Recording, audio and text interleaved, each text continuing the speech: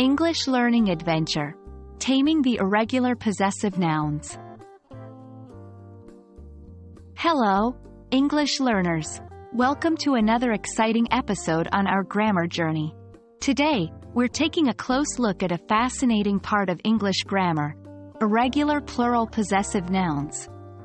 Don't worry if the term sounds intimidating. It's a lot easier than it sounds, and by the end of this video, you'll be mastering these like a pro.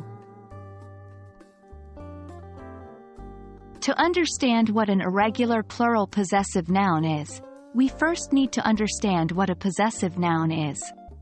A possessive noun is a noun that denotes ownership or possession. The standard way to make a noun possessive in English is to add an apostrophe and an s at the end. For example, the dog's bone. But what happens when the noun is plural? That's where it gets a bit tricky. Regular plural nouns in English typically end with s or s. To make a regular plural noun possessive, we add an apostrophe at the end, but no extra s. For example, the word dogs becomes dogs when it's possessive.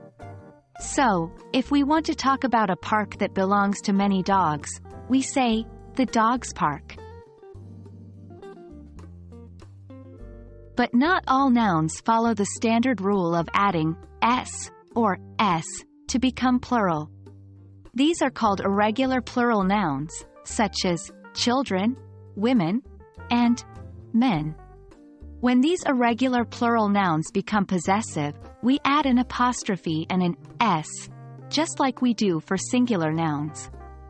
So, children becomes children's, women becomes women's, and men becomes men's. For instance, children's toys, women's rights, and men's room. Now, let's practice with some examples. 1. The women's room is on the second floor. 2. The children's toys are scattered all over the floor. 3. The men's suits are ready for pickup. By repeating these examples and creating your own sentences using irregular plural possessive nouns, you'll be mastering them in no time.